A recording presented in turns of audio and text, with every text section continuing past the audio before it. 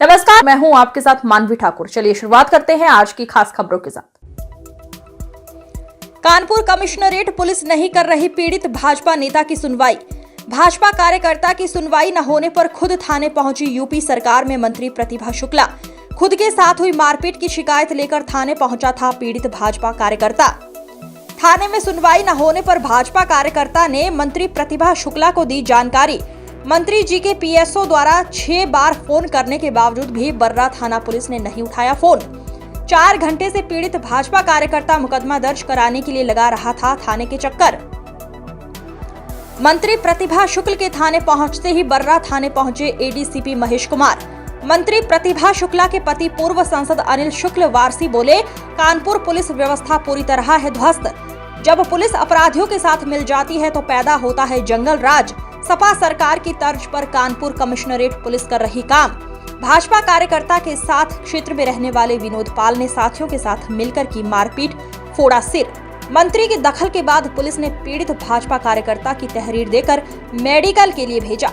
बर्रा थाना क्षेत्र के जरौली इलाके का है पूरा मामला।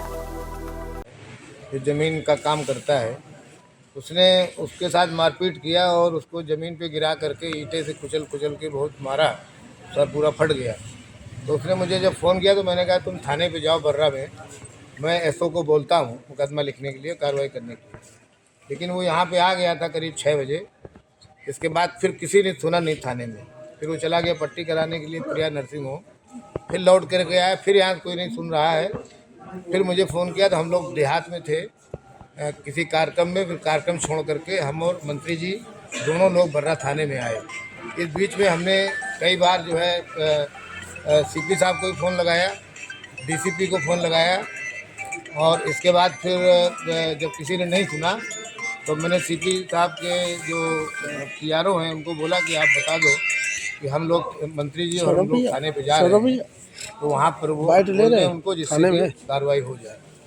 नहीं, सुनील तिवारी नहीं आया। डीसीपी का फोन आया तो उन्होंने कहा मैं छुट्टी पे हूं, मैं एसीपी को भेज रहा हूं। तो अभी एसीपी आए हैं, उनके आने के बाद अब शायद मेडिकल के लिए भेजा है। लेकिन मैं समझता हूं कि 6 बजकर के से लेकर के इस समय करीब 10:30 बजे है, 4.5 घंटे हो गए हैं। और इतनी देर में तो इतना खून बह गया, अगर उसका इलाज ना ये लोग कराए होते पहले प्रिया नर्सिंग होम ले जा करके, तो आप मर भी सकता था। तो इतना केयरलेसली पुलिस काम कर रही है। ये कानपुर नगर की पुलिसिंग व्यवस्था बहुत ज़्यादा ध्वस्त है।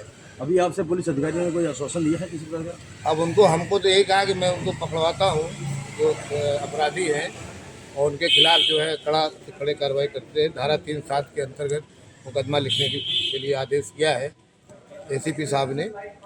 और अभी माननीय मंत्री जी ने भी बात किया ऊपर अधिकारियों से, तो अब कार्रवाई हो रही है। लेकिन मेरा कहना इतना है कि थाने चौकी इसीलिए बने हैं कि किसी के साथ अन्याय हो तो तुरंत उसको न्याय मिलना चाहिए। अच्छा, पुलिस प्रशासन, लेकिन अगर पुलिस प्रशासन कार्रवाई नहीं करती है और अपराधियों के साथ मिल जाती है तो फिर जंगल राज कायम हो जाता है। तो मैं समझता हूँ कि ये उसी तरह से पुलिसिंग हो रही जैसे समाजवादी पार्टी के टाइम पे एक व्यवस्था थी कि पुलिस अपराधियों से मिली रहती थी और एक आदमी जो है ज़बरदस्ती पीटा जाता था, मारा जाता था।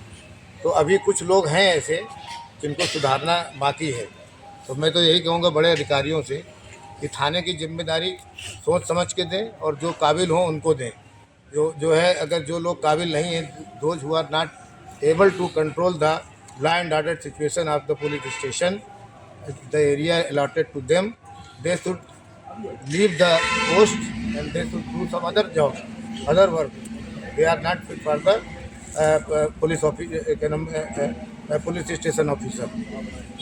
ये मैं रिक्वेस्ट करता हूँ जो बड़े अधिकारी हैं कि ऐसे लोगों को थाने से हटा करके और किसी दूसरे काम पे लगा दें, और जो काम करने वाले लोग हैं उनको थाने में बैठा दें। इस अंक में फिलहाल इतना ही। अगले अंक में फिर होगी मुलाकात। तब तक के लिए नमस्कार।